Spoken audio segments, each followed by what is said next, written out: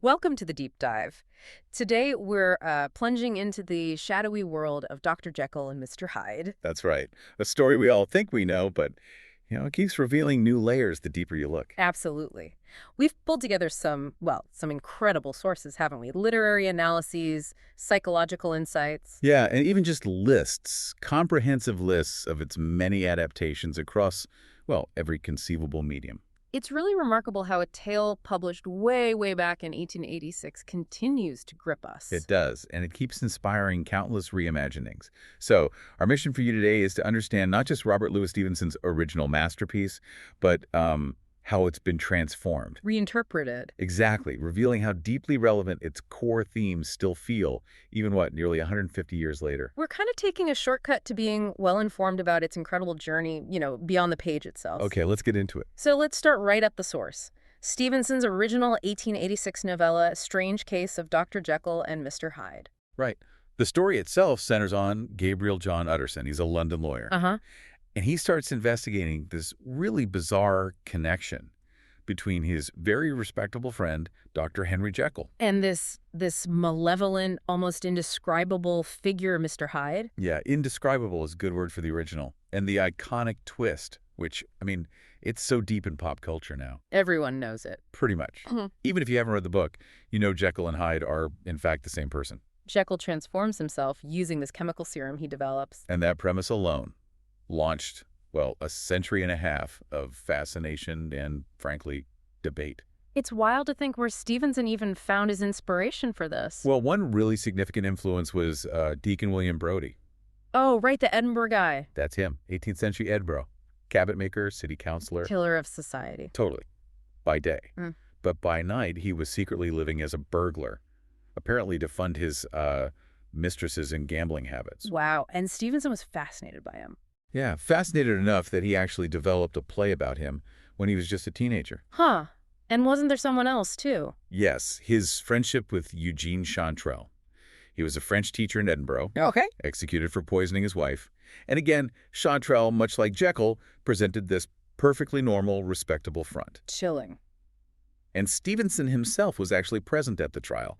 He saw firsthand that, that hidden evil revealed. So he saw this duality play out in real life. Feels like it, yeah. And the writing process itself is almost as legendary as the story, isn't it? The whole burning the first draft thing. Ah, yes.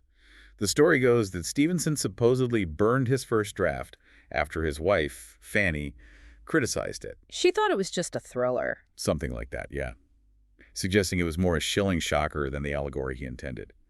So he supposedly rewrote it from scratch to really focus on those deeper themes. Whether the burning actually happened or not. Right, it's debated. It still says a lot about his intention, doesn't it? That focus on the novella's thematic depth. Definitely. And what's truly striking is how Stevenson, through this novella, just dissected these enduring themes about human nature. He really believed everyone contains both good and evil, didn't he? Absolutely. He has a firm belief in that. Jekyll, the celebrated scientist, the perfect gentleman, he creates Hyde precisely to indulge his darker desires. Without moral restraint. Exactly. He comes to that chilling conclusion.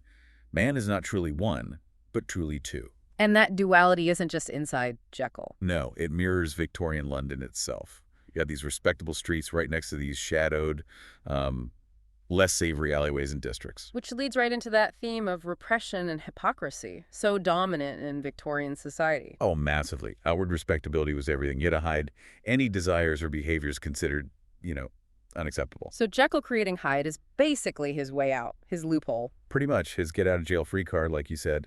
A way to pursue these forbidden activities while keeping his social standing totally safe. That locked a laboratory door in the book. It's a perfect symbol for that hidden life, isn't it? Yeah. And Utterson, the lawyer, he's initially so reluctant to investigate Hyde properly. Which tells you so much about society prioritizing reputation over honesty or even safety. Stevenson is really laying bare this profound critique of that Victorian obsession with decorum. He is.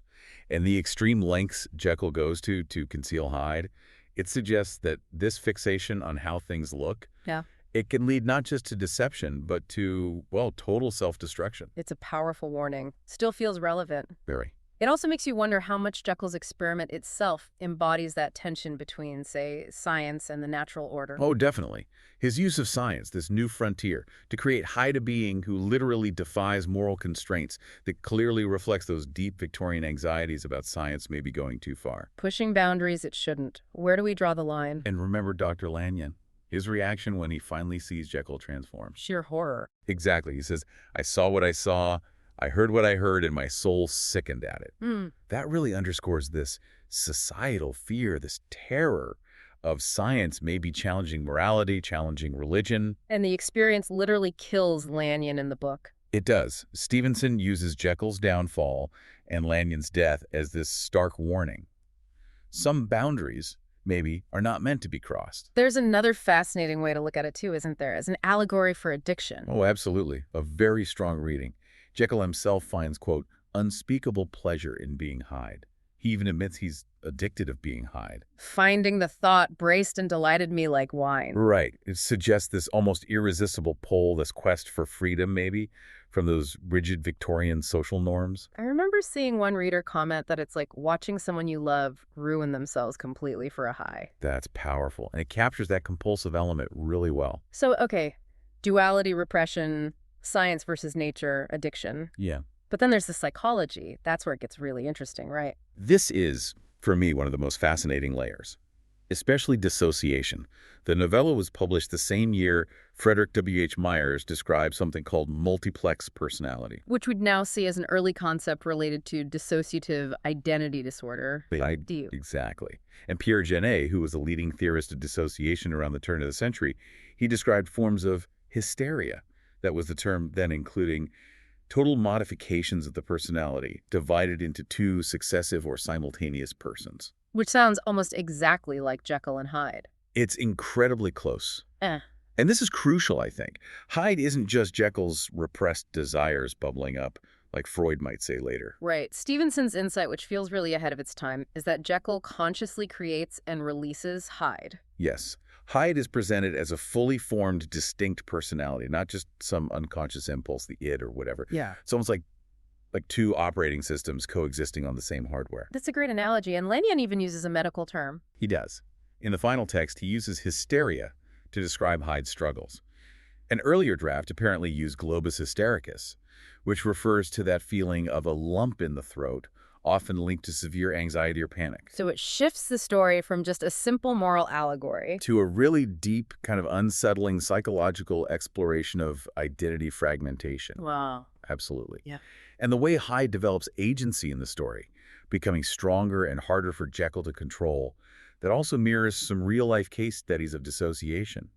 The more a personality state appears and acts, the stronger it can become. It's subtle, but it adds this profoundly modern feel to the original text, moving it way beyond just good versus evil. Spot on.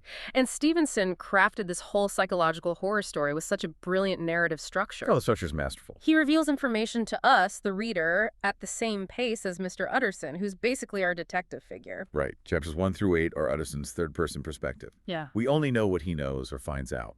Then, Chapter 9 shifts, doesn't it? It's Dr. Lanyon's first-person letter. Yeah, hinting at these irrational, unbelievable events he witnessed. And finally, Chapter 10 gives us Jekyll's own voice, his full first-person confession.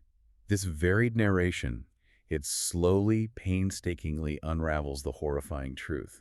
It adds incredible depth to that psychological exploration we were just talking about. It really is a masterclass in building suspense and just letting the horror sink in slowly. Definitely. But, that intricate structure, while brilliant, kind of relies on the mystery once that horrifying truth was out. It almost instantly launched this huge legacy of adaptations. So let's turn to that now. The story's prolific life beyond the page. It's staggering, really. Yeah. Stevenson's novella is arguably, and some sources say this, the most filmed work of literature in the silent era. Wow, the silent era. Yeah, over 123 film versions alone. And that's not even counting stage, radio, TV, parodies. It's everywhere. The phrase Jekyll and Hyde itself. It's completely permeated popular culture, hasn't it? It's just entered our everyday language. We use it to describe people who seem good but then do shocking things. Outwardly good, but shockingly evil sometimes. Exactly.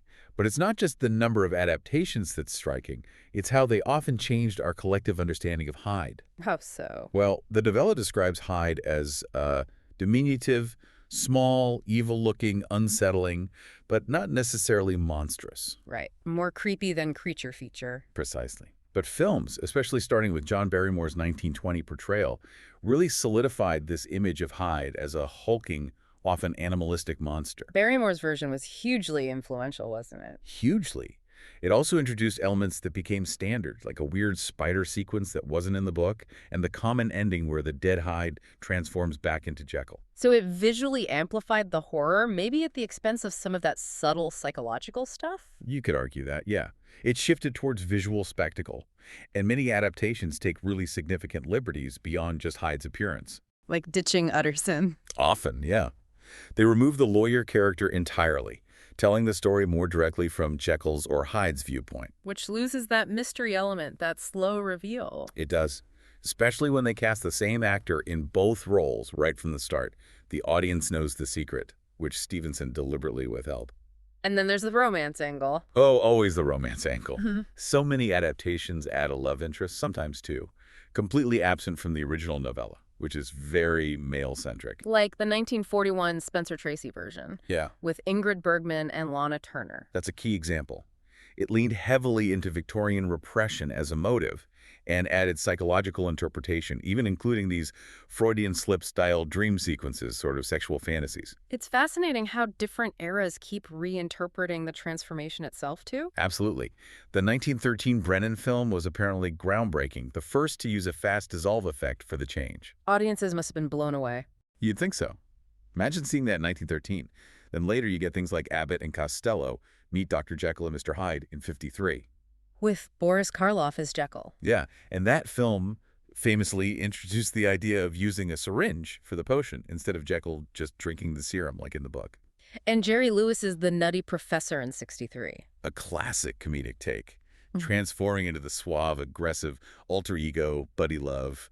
Still Jekyll and Hyde, just played for laughs. The story's core is so versatile, it even supports gender-bend versions. Right.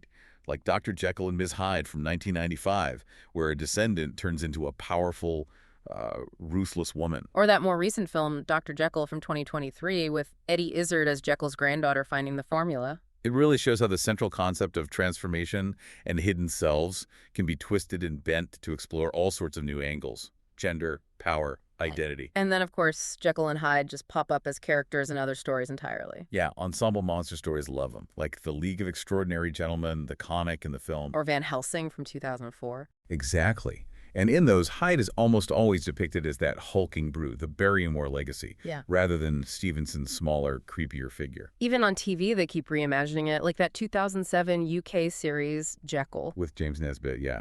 A modern-day descendant dealing with the family curse. Puts a contemporary spin on that internal struggle. So, okay, we've got the original, we've got this explosion of adaptations. What does this all mean? Why does this story have such enduring cultural presence? Well, I think the power of Jekyll and Hyde lies in its almost uncanny ability to speak to really universal human experiences right across generations. Like that reader quote said, the story is still so applicable today, even nearly 150 years after its release. It really is. And maybe the core insight, especially looking back at the original, is that true self-destruction doesn't just come from having a shadow self. Everyone has darker impulses. Right. But it comes from trying to compartmentalize it, trying to repress it completely, pretending it doesn't exist. Which feels strikingly relevant today, doesn't it? With our curated online personas, trying to present this perfect image. Exactly. It forces us to confront that thorough and primitive duality of man, as Stevenson put it, within ourselves. And the fact that people are still fascinated by the story, even when the twist ending is common knowledge. Yeah, why is that? It suggests it's tapping into something deeper. That allegory for addiction we mentioned, watching someone you love ruin themselves completely for a high, that resonates. Or just the struggle with impulses we don't like. So it makes you wonder then, in a world that's still, let's be honest, pretty obsessed with reputation and outward appearance, how much of Jekyll's struggle to hide his darker side still resonates with our own lives? A lot, probably. And what happens when that fixation with outward appearance, like in Jekyll's case, leads to deception and ultimately self-destruction? It's a timeless question. So as we wrap up this deep dive into the, the many faces of Jekyll and Hyde, we're really left with Stevenson's incredibly powerful legacy. Yeah, he didn't just write a thrilling gothic horror story, though it is that. He gave us this profound mirror to look at ourselves, And looking at the bigger picture, while so many adaptations simplified Jekyll's dilemma down to just good versus evil, which is easier to digest, maybe. maybe. But the original novella, especially with its exploration of dissociation, that idea of the polity of multifarious, incongruous, and independent denizens within us, That complex inner world. it suggests that true understanding isn't about cleanly separating good from evil. It's maybe more about recognizing the inherent, messy, complicated complexity of our inner selves. Which is a much harder task. Definitely. And it begs a final question for us to consider, doesn't it? What responsibility do we have to try and understand rather than just immediately condemn those darker impulses that Stevenson brought to life so chillingly? And maybe, how might accepting that inherent complexity, that messy reality within ourselves, change our own performance in the world? Something to mull over until our next deep dive.